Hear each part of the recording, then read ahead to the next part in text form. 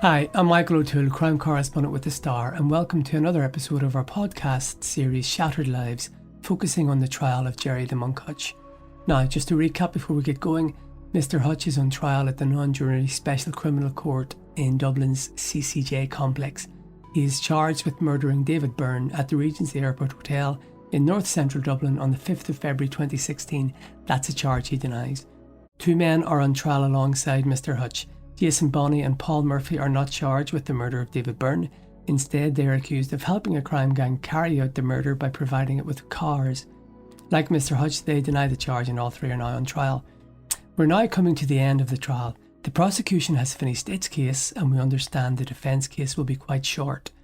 Joining me to discuss the latest evidence in the case is the Star's chief reporter, Paul Healy. Hello, Paul. How's it going? Welcome back, Mick. You had a nice little break, I hope. I did. It was great to refresh myself. January's a terrible month and it was great just to take 2 weeks off and try and do as little as possible. But I was following your tweets and the pod and it was fantastic. So I'm back in the saddle. So what was the crack today? Yeah, well, it looks like you're back for the final week. It was fairly non-eventful today, however, but we've got the first indications of as prosecuting counsel Sean Gillan called it, the light at the end of the tunnel, the end of this case. And he said save a train coming down the tracks, it was the way he phrased it.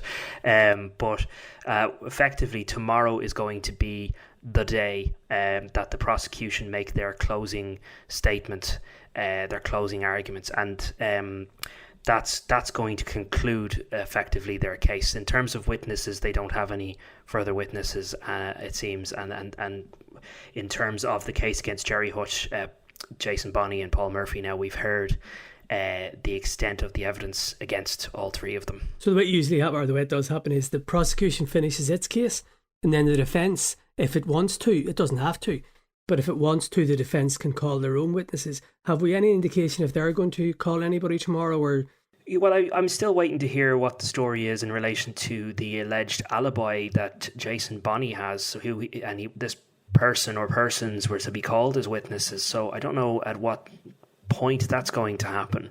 It hasn't been flagged really, but I suppose that's going to happen in terms of the defence. But the prosecution will do their closing statement tomorrow, and then the defence, I suppose, can call whoever they want and give their final arguments in relation to that.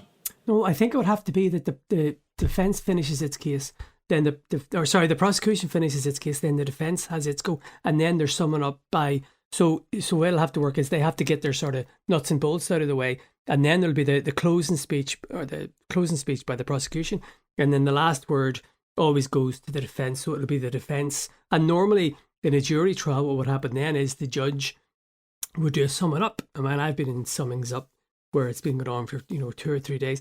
But that's a judge speaking to the jury. So obviously this is the Special Criminal Court, so there's no jury. So once the defence finishes its closing speech, it'll be over to Miss Justice Tara Burns and the other 2 judges to do their. And I know people take the mickey out of me, but it will be up to the judges to do what they got to do. It will, and when it comes to the defence, that'll take a bit of time because there are 3 senior barristers who will have to give their arguments. So that will obviously take some time. I'll just briefly touch on what little was actually heard today. Things were slightly delayed because there was another matter before the Special Criminal Court that I won't speak about here, but that matter was dealt with throughout much of the morning. So we got off to a late start. And basically, what was happening then was a form of legal argument. Bernard Condon, who was representing Paul Murphy, has an objection to some of the evidence when it comes to ANPR. To kind of explain this to people, I mean, it was even difficult for me to necessarily get my head around. Maybe you have a better understanding of it, Mick, if you want. I can see you flagging me there. Go on. Well, I do, and some people might know that I wrote a novel a few months ago, and ANPR plays heavily, and that's how I had to do an awful lot of research. Oh, okay, very good. Go on. So, have you not read my book yet? I gave you a copy. It's on the list. Anyway, so it's basically, it stands for automatic number plate recognition, and it can take, I think from memory, it can take. Basically, there's a high speed camera, usually on a Garda roads policing or traffic core camera, and it can park up at one spot, and it takes pictures, high-speed pictures of every car, every vehicle that passes on their number plate. So the way it works is very, very popular in England. It's less so here, but it's coming in. So what will happen is it reads the number plates. It can read like 1,000 a minute, something ridiculous like that. And if there's any flags, so if your tax is out of date, or if there's a warrant, or if there's even intelligence that the car was used in a robbery or is used for drugs, that all flags up and it comes in real time on a monitor in the Garda member's car. So it's very, very sophisticated and very, very, very, very fast. And basically it just records every car that goes past. Yeah, so effectively what was at issue today was that Bernard Condon was arguing that this is a computerized system and that effectively it didn't go through any kind of human process at any point. He was trying to argue that listen, what happened in this case was obviously when it came to the Gardaí investigating this, there were certain number plates that were of interest to them in relation to the vehicle that was allegedly driven by Jason Bonney and the taxi that was allegedly driven by Paul Murphy. So they pulled up these reg plates from the ANPR and were able to use that to corroborate their information about the location of these vehicles on the 5th of February at a specific time in Dublin, basically. And Bernard Condon's argument was that this is an automated sort of computerized system that hasn't been proven in court, and that no Garda or no one came before the court at any point to explain this process and how they obtained the information. And as a result of that, basically he's trying to get the judges to rule it inadmissible. So that's something that Ms. Justice Tara Burns, Gráinne Malone and Sarah Berkeley will rule on tomorrow morning. And once they've made a decision in relation to that, then we'll press forward with the rest of the trial, but it seems. Did Miss Justice Tara Burns give any comments or any indication about that?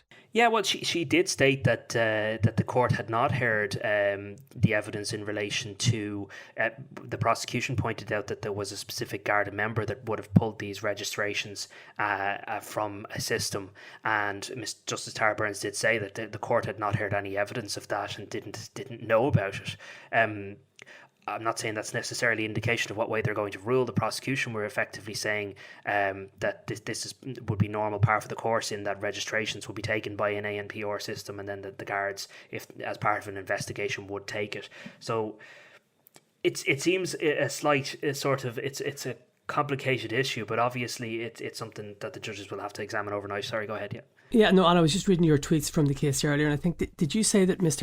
Sean Gillan, the senior counsel for the state, effectively said, look, this is usually dealt with by way of a certificate or something, so you don't need a person to come in? It was Fiona Murphy, actually, who's also the senior prosecuting counsel, along with Sean Gillan. Yeah, that was effectively her argument, that can be dealt with by way of certificate. So, look, it'll be up to the judges, we keep saying it, to determine the admissibility of that evidence. So that'll be dealt with tomorrow.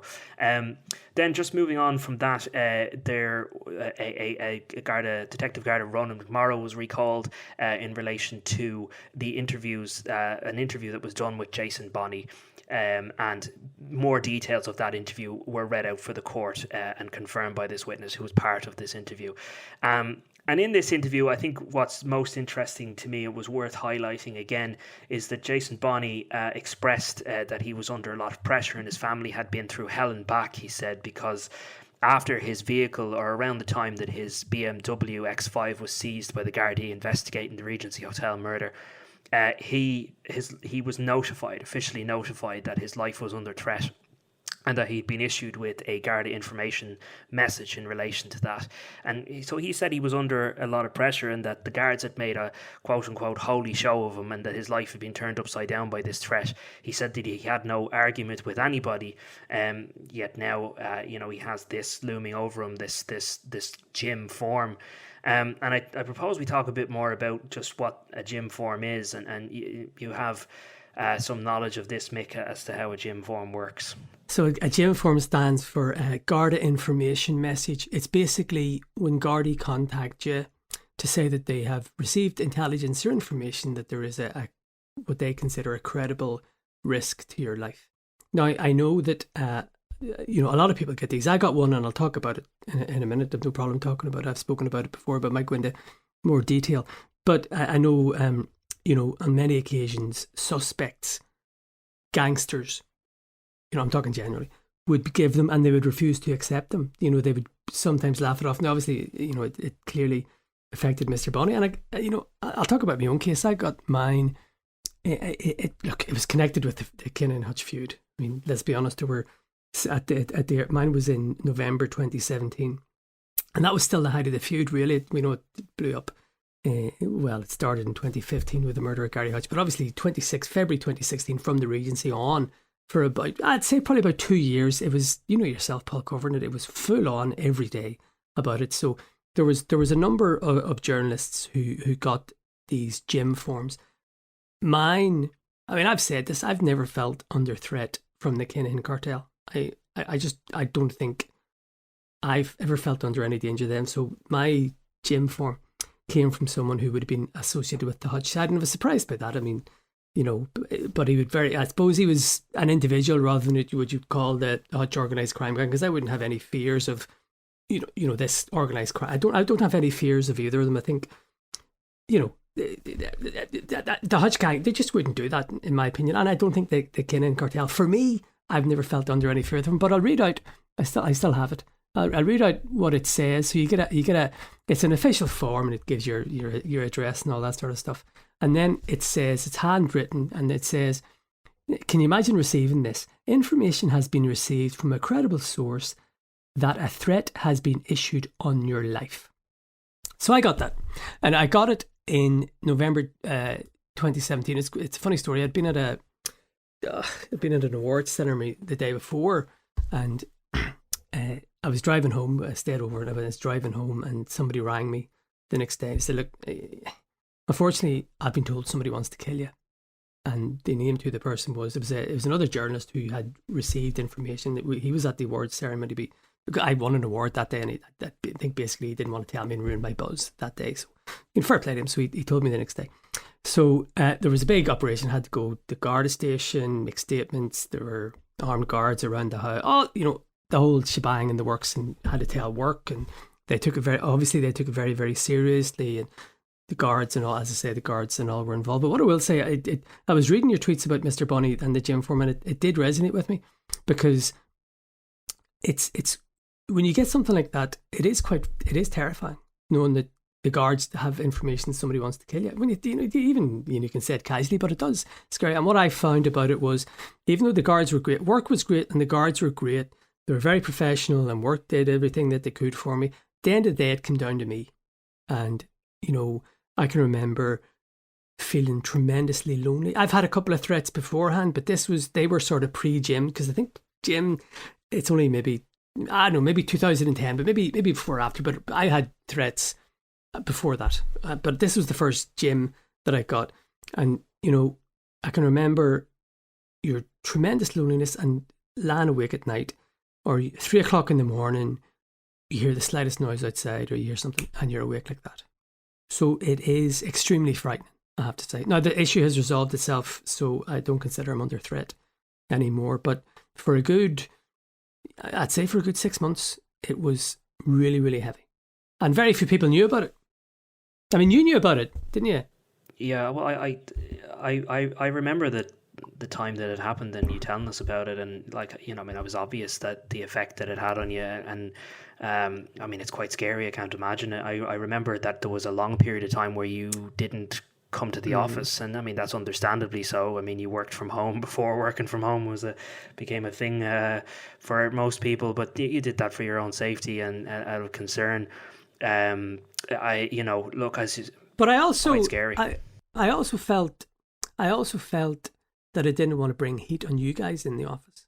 That if I sort of removed myself, then maybe the office wouldn't be a target, or you guys, if something happened. You know what I mean by that? Yeah, and I suppose, I think, would this be fair to say that, I suppose even though rationally you probably felt it's unlikely that this person's going to come after me, it's you still have to take it as seriously as though they are. I mean, obviously, when you get an information message like that, it is serious enough. This is a person who had a criminal history and had the capacity in the past to harm and hurt people. So you have to take it with the utmost seriousness, even if part of your brain is saying it's unlikely.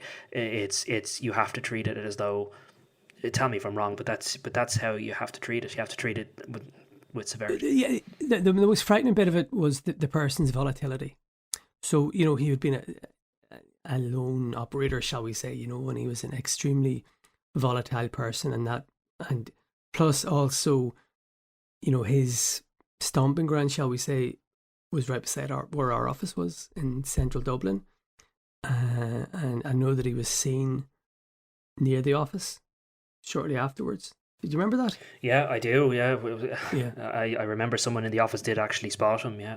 Yeah. So, it made sense for me not to go there, but it was the volatility of the person. Now, look, it's no longer an issue, but it was heavy enough. Yeah, I mean, so to get a gym form, it's no. It's a serious issue. So for anybody involved, no matter what the context, it is obviously something that turns your life upside down. But as you say, thankfully the issue is resolved. It's long since resolved, and there's no longer any threat there. But thanks for sharing your story, because I think it's an important insight into what it's like, and I'm sure it still has its effects on you to this day, even though, as you say, it's resolved. So I think people will appreciate hearing that story from you, Mick. Yeah, no, it's people need to know. I mean, the truth is the truth, and there's no point. Look, it's 5 years ago, but look, yeah, it had a massive effect on me. So I empathise with Mr. Bonny when he was talking about that, because it is heavy. Yeah, sorry. Yeah, well, in terms of the trial, that is where we are. Those were the core things that we heard today. What as I've said already at the start, it was indicated at the end of today that we are going to come to closing speeches, and Miss Justice Tara Burns asked prosecuting counsel Sean Gillan if he would be in a position to do that. Once we've dealt with some other minor legal issues in the morning and that ruling that I've mentioned, he stated they will be in a position to do so. What was interesting to me is the final closing speech is not going to be made by Mr. Gillan. It'll be made by Fiona Murphy, senior counsel, who is also senior prosecuting counsel along with Sean Gillan. So she will be closing the prosecution's case. She will be making that final closing speech. She's got a lot to get in there. We've been talking about it for weeks and weeks, about the size, the scope of this case, from the tapes to Dowdall, the CCTV, and the many witnesses involved. It's a huge case that she now has to contextualize into one speech to put this jigsaw puzzle piece together and to concisely explain what is the state's case against Gerry Hutch. So it'll be a big moment, and we expect that that's going to go ahead tomorrow. And there's nothing out of the ordinary about Miss Murphy doing that, where Mr. Gillan has led the prosecution. I know, again, it's very much, look, in cases like this, the prosecutor or the defence legal team, they decide their strategy. So they decide amongst themselves. So there's nothing, I'm sure there'll be some conspiracy. Look, it is what it is. She's an eminent senior counsel. He's an eminent senior counsel. That's just what it is. So that's the way they decided to break it up. Yeah, we turn to a couple of the questions. We're going to try and answer these through the course of the week, and kind of keep things going. But we'll try to answer one or two questions today. So we're going to answer some of the questions, and thanks for the questions. They're really excellent, and I really enjoy answering them, and so does Paul. But so Ciaran Bradley has come back, and he's going to be the Bamber Gascoigne. Well, I prefer to think of myself more as a Jeremy Paxman character with that gravitas, but there we go. So just here's a question from DM on Twitter, so I'll keep it anonymous for the moment, but I think it's an interesting one. When Dowdall was giving his evidence and the session broke for lunch, where did Dowdall go for his lunch? Did he speak to prison officers or the prosecuting counsel while on his lunch? Slightly unusual question, I know, but I presume he was kept separate from Gerry Hutch and the rest of the defendants. Mick, what do you think? Well, you were there for it, so you can talk about that, but look, but I will speak generally about it's in the CCJ complex, and there's a beauty of this. So say previously all criminal trials were in the forecourts, all serious criminal trials were in the forecourts. It was it's an 18th, 17th century building. And what happened an awful lot of times was witnesses and the accused and often victims would be milling around together because it was just like a rotunda and a really old building. But now the CCJ has been built specifically so that witnesses and the accused, those in bail, they're kept separate. There are separate stairwells, there are separate entrances for people and everything. So it's all very regimented. Now they're obviously both in custody, but there's a series of holding cells in the basement of the CCJ. So I'd be pretty confident, although we weren't there, I'd be pretty confident that they didn't take Mr. Dowdall out to a local chipper he would have stayed in the CCJ for lunch. I would have had meals provided to him there, and it would have been in one of the holding cells downstairs. But, I think we can be satisfied that he would be nowhere near Gerry Hutch. So, Mick, we've had one that might be best to go to you with. This is via DM on Twitter. Quick question. I've heard Mick say that the USA don't allow anyone in on witness protection or vice versa. I'm not sure that's correct. At least my US relatives who are following the trial have told me that that is incorrect. Maybe double check to be sure. So, Mick? Yeah, it's a very good question. Obviously, I can't say who I was speaking to, but the person I got that information from would have been, not presently, but in recent times would have been central to the running of the operation. So that person knows more about it than I ever will. And that person told me, no, it doesn't happen. Now, that person is no longer in. See, when you're trying to protect people you talk to, you have to go around all the houses.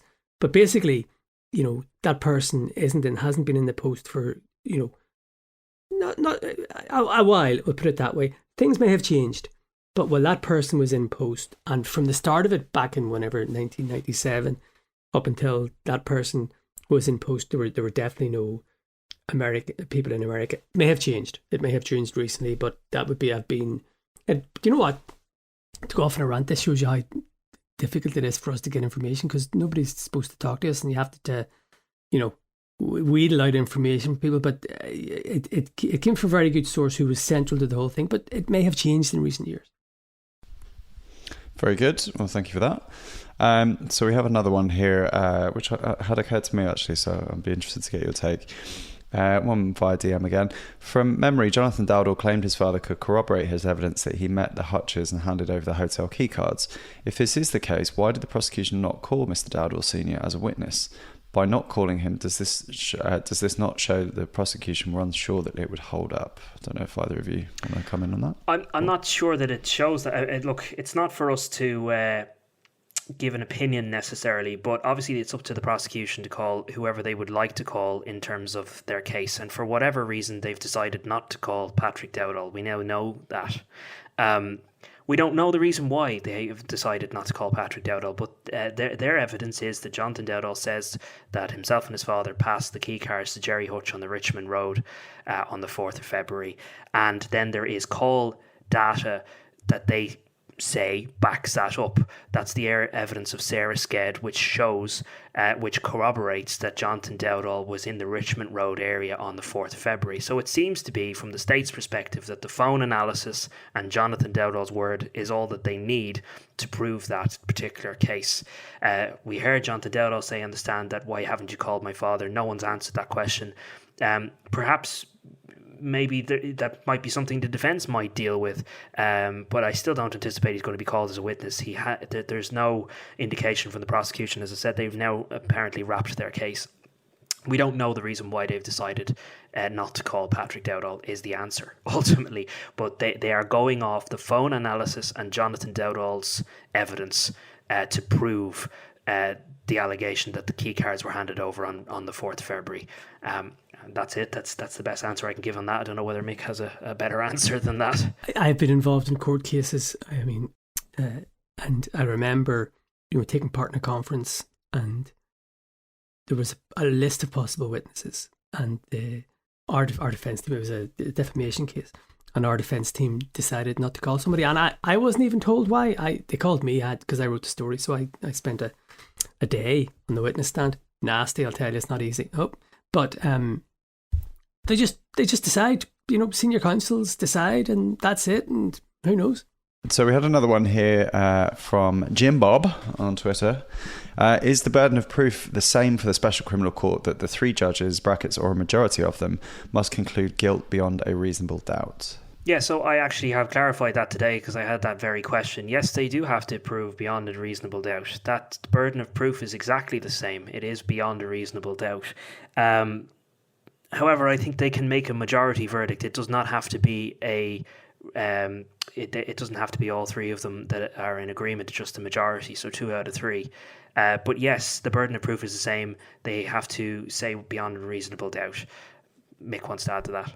Well, no, there is a balance of probabilities, but that's in civil cases.